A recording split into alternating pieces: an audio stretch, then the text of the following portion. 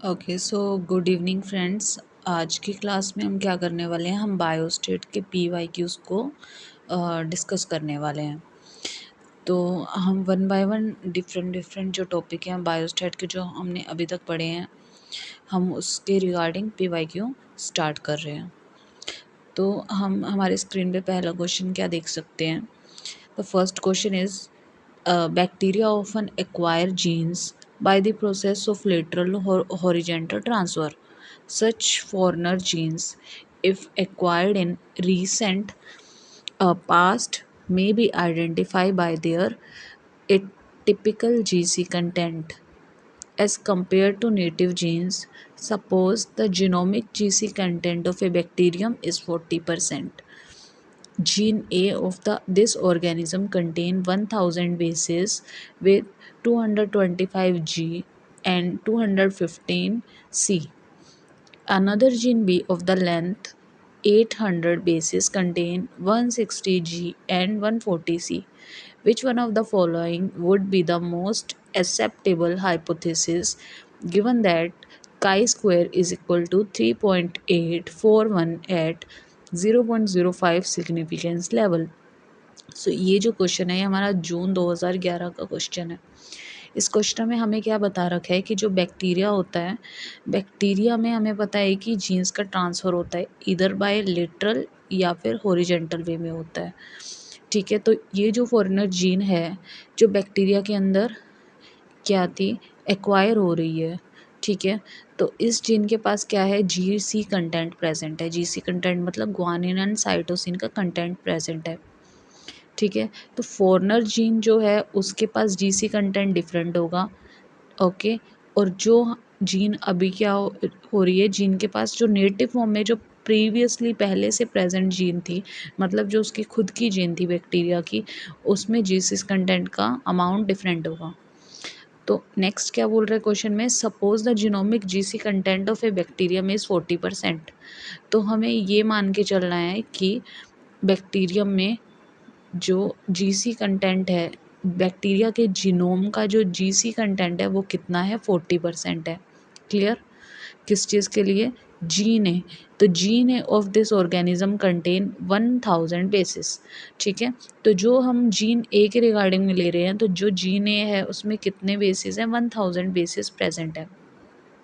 अब उन 1000 बेसिस में से जीन ए की रिगार्डिंग जब हम बात करेंगे तो उसमें 225 कंटेंट है जी का एंड 215 कंटेंट है सी का।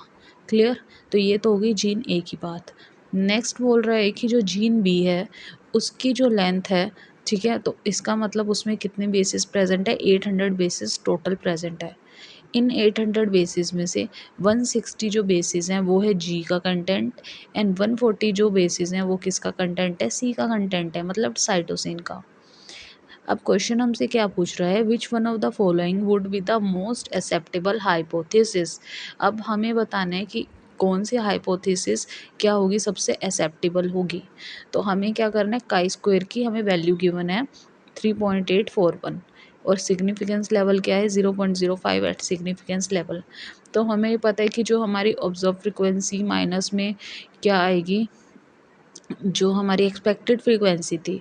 ठीक है, तो हम जब इसका क्या करेंगे, काई स्क्वायर का फॉर्मूला अप्लाई करेंगे, ठीक है, तो फिर हमें जो सिग्निफिकेंस हमारा लेवल पे जो हमारा आंसर मिलेगा, तो वो हमारी अगर गिवन काई स्क्वायर वैल्यू से अगर क्या होगा, कम होगा या फिर ज़्यादा होगा। इस बिहाफ पर हम इसका क्या कर लेंगे, फाइंड आउट कर लेंगे कि भाई हमारी जो जीन है, जीन ए क्या है, फॉरेनर है या फिर नेटिव है। सिमिलरली जीन बी के बारे में भी हमें फाइंड आउट हो जाएगा, ये पता लग जाएगा कि जो हमारी जीन बी है वो फॉरेनर है या फिर नेटिव है। क्लियर? अब हम इसका सॉल्यूशन देख लेते हैं कि हमें इस सॉल्यूशन को किस तरीके से इसमें सोल्व करना है। ओके, सो सबसे पहले क्या है, यहाँ पे जीन ए के बारे में दे रखा है, जैसा कि हमने क्वेश्चन में स्टेटमेंट में रीड किया था। जो जीन ए है उसमें टोटल बेसिस हैं 1000। क्लियर? और जी का मतलब ग्वानिन का कंटेंट है 225 एंड साइटोसिन का कंटेंट है 215। क्लियर? अब हमें क्या देखना है, टोटल जो जीसी कंटेंट है वो कितना इसमें प्रेजेंट है। तो टोटल जीसी कंटेंट निकालने के लिए हमें जी एंड सी की बोथ जो बेसिस हैं उनको ऐड कर देना होगा, तो हमारा आंसर आ जाएगा 440। क्लियर। नेक्स्ट क्या बोल रहे हैं, जीसी परसेंट ऑब्जर्वेशन, परसेंटेज में निकालना है हमें आंसर, कितने परसेंटेज की फॉर्म में निकालना है। तो परसेंटेज की फॉर्म में निकालने के लिए हमें क्या करना पड़ेगा, जो टोटल जीसी कंटेंट आया है उसको टोटल नंबर ऑफ बेसिस से डिवाइड करना पड़ेगा। तो जीने में टोटल नंबर ऑफ बेसिस कितने थे, 1000 बेसिस प्रेजेंट थे, और परसेंटेज निकालने के लिए हमें मल्टीप्लाई करना पड़ेगा उसे 100 से। तो इस तरीके से हमारा जो जीसी परसेंट का ऑब्जर्वेशन हमारा आएगा, ठीक है, जीसी परसेंट का observation in the form of percentage it will become 44%। ठीक है। सो ये क्या था हमारी ए के लिए, जो हमने क्या निकाल दिया, ऑब्जर्व हमारी फ्रीक्वेंसी निकाल दी कितनी, 44%। नाउ हम क्या देख रहे हैं, एक्सपेक्टेड जीसी परसेंट, जो हमें क्या था हमारा, जो स्टेटमेंट हमें गिवन थी, क्या थी हमें जो स्टेटमेंट गिवन थी, मतलब जो क्या थी हमारी एक्सपेक्टेड जीसी कंटेंट था फॉर जीन ए।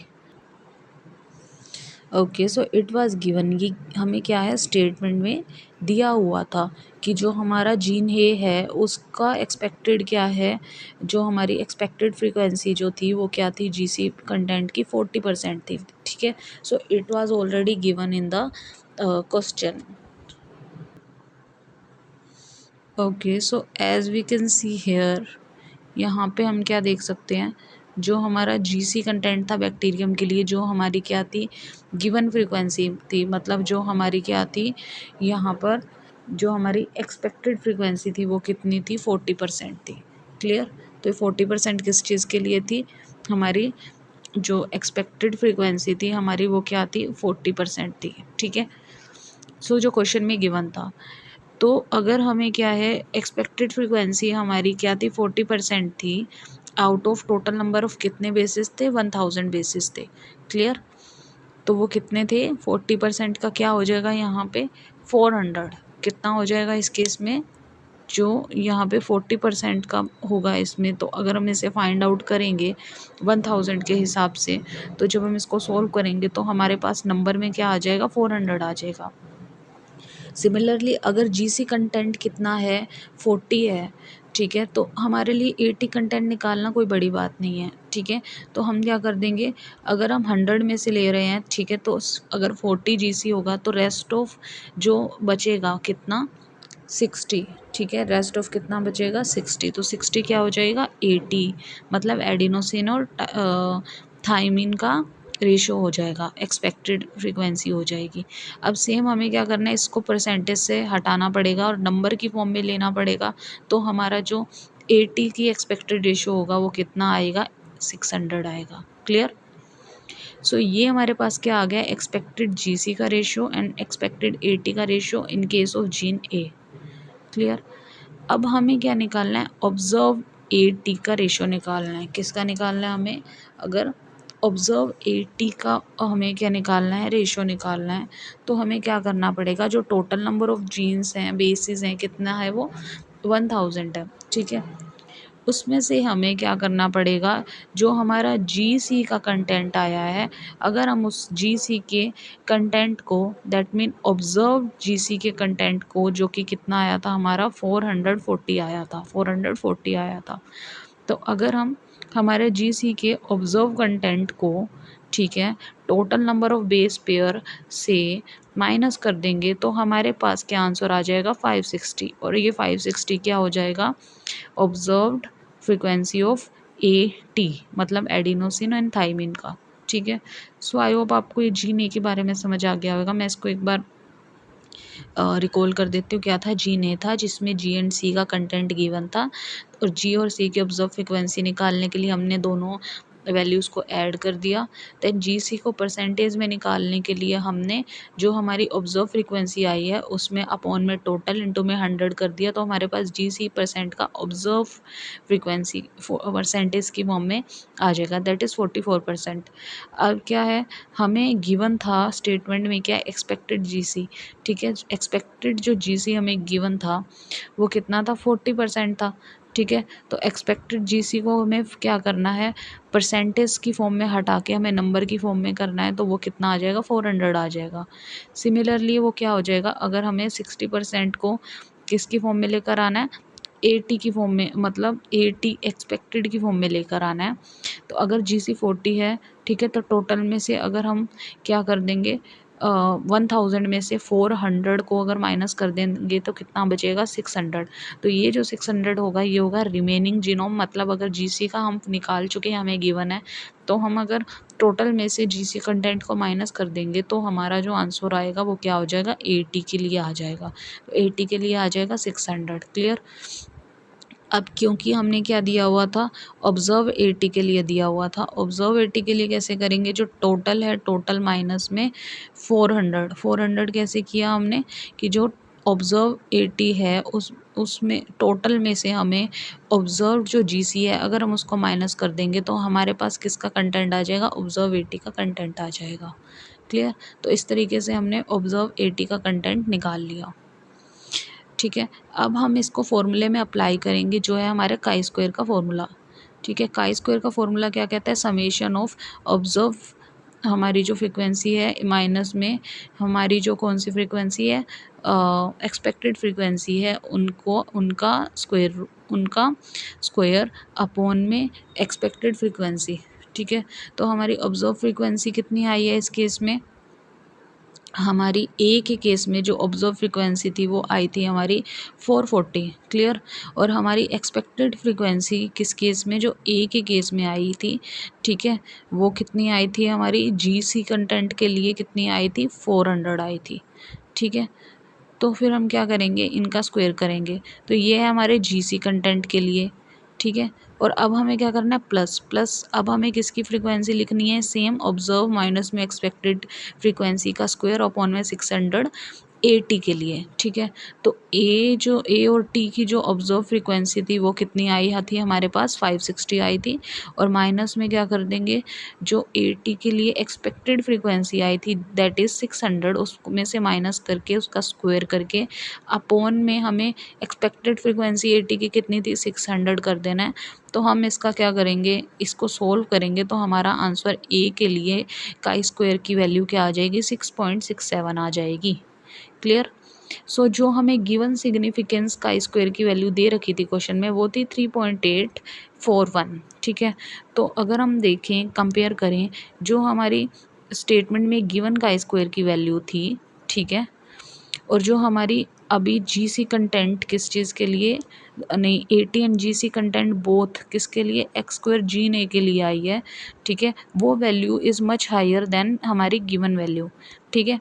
तो अगर हमारी गिवन वैल्यू से ज़्यादा हमारे आंसर की वैल्यू आ रही है, दैट इज़ काई स्क्वायर की वैल्यू आ रही है, तो इस केस में जो हमारा जीन ए होगा वो नेटिव जीन ना होकर किस टाइप का जीन हो जाएगा, फॉरेनर जीन हो जाएगा। क्लियर। सो इससे हमने आइडेंटिफाई कर लिया जो हमारा जीन ए है वो किस टाइप का जीन है, फॉरेनर जीन है। अब हम देखते हैं सेकंड बी के लिए। ठीक है। सो बी के लिए कैसे दे रखा है, यहाँ पे हमें कैसे सोल्व करना है। बी के लिए टोटल नंबर ऑफ बेसिस थे 800, जी का कंटेंट था 160 एंड सी का कंटेंट था 140। अगेन अगर हमें क्या निकालना है, जी सी का ऑब्जर्वेशन निकालनी है, तो जी सी का ऑब्जर्वेशन करने के लिए फर्स्ट ऑफ ऑल हमने जी और सी के कंटेंट को ऐड करना पड़ेगा, जो हमारा आंसर आ जाएगा 300। अब हमें क्या करना है, जी सी को परसेंटेज की फॉर्म में लेके आना है। परसेंटेज की फॉर्म में लाने के लिए अगेन जीसी का जो नंबर है वो ऊपर रखेंगे हम, और अपॉन में क्या कर देंगे, total number of basis that is 800 into में परसेंटेज निकालने के लिए मल्टीप्लाई विद 100, और हमारे पास जीसी का कंटेंट फॉर जीन भी आ जाएगा 37.5%। क्लियर।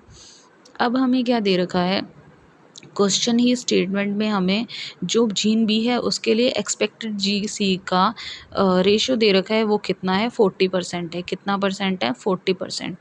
तो जो 40% हमें दे रखा है 800 में से वो कितना है, 320। कितना गिवन है हमें, 320। देन एक्सपेक्टेड 80 कितना दिया हुआ है, अगर हमें जीसी का कंटेंट 40 दिया हुआ है तो मतलब अगर हम 100 में से इसको लेकर चल रहे हैं, ठीक है, मान लो कि हमारे पास कितना था, 100 था, तो 100 में से अगर 40% किसका आया, जीसी का आया, तो इसका मतलब रेस्ट ऑफ जो होगा वो किसका बचेगा, 80 का बचेगा। तो इसका मतलब जो 60% आएगा वो किसका होगा, 80 का आएगा। अभी 40% भी टोटल में से आया, कितने में से टोटल में से आया, 800 में से आया। तो अगर हम 800 का 40% निकालेंगे तो हमारा आंसर आएगा 320। सिमिलरली 80 को निकालने के लिए 60% ऑफ 800 क्या आ जाएगा, 480 आ जाएगा। अब हमें क्या निकालना है, ऑब्जर्व 80 निकालना है।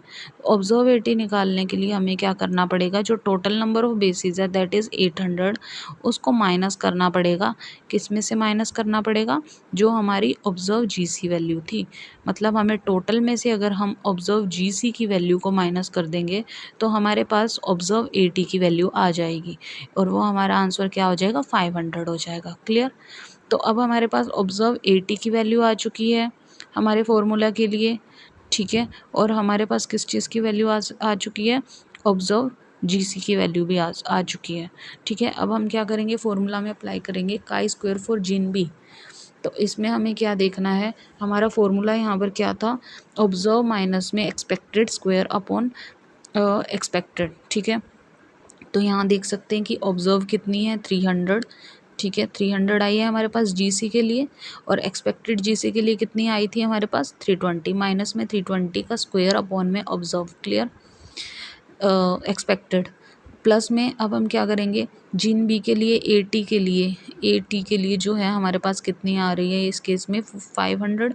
माइनस में जिन बी के लिए क्या आ रही है, 80 के लिए 480। अब इसका स्क्वायर करेंगे और अपॉन में क्या करेंगे, टोटल दैट इज़ 480। अब हम क्या करेंगे, इनको सोल्व करेंगे तो हमारा आंसर आएगा 2.08। क्लियर। सो इस केस में जो हमारा आंसर 2.08 आ रहा है, फॉर जीन बी का स्क्वायर की वैल्यू क्या आ रही है, 2.08। तो ये जो वैल्यू है, ये हमारी जो गिवन का स्क्वायर की वैल्यू थी दैट इज़ 3.841, जो हमें गिवन थी स्टेटमेंट में। तो हमारा जो आंसर है इस वैल्यू से कम आ रहा है। तो अगर हमारी ऑब्जर्वेशन इस वैल्यू से कम आ रही है तो इस केस में जो जीन बी होगा, ठीक है, वो क्या होगा, नेटिव जीन होगा। मतलब वो फॉरिजन जीन नहीं होगा, वो क्या होगा, नेटिव जीन होगा। क्लियर। सो आई होप आपको ये क्वेश्चन अच्छे से समझ आ गया होगा कि ये एक्सेप्टेबल हाइपोथेसिस के बारे में ये क्वेश्चन था, ठीक है। इसमें काई स्क्वायर का फॉर्मूला लगा था और बिल्कुल इजी कैलकुलेशन थी, बट क्वेश्चन क्या था, अगर हमें क्वेश्चन की लैंग्वेज समझ आ जाती तो हम इसको ईजी कर लेते, ठीक है। सो आई होप आपको ये क्वेश्चन समझ आ गया होगा। अब हम प्रोसीड करेंगे हमारे नेक्स्ट क्वेश्चन पे।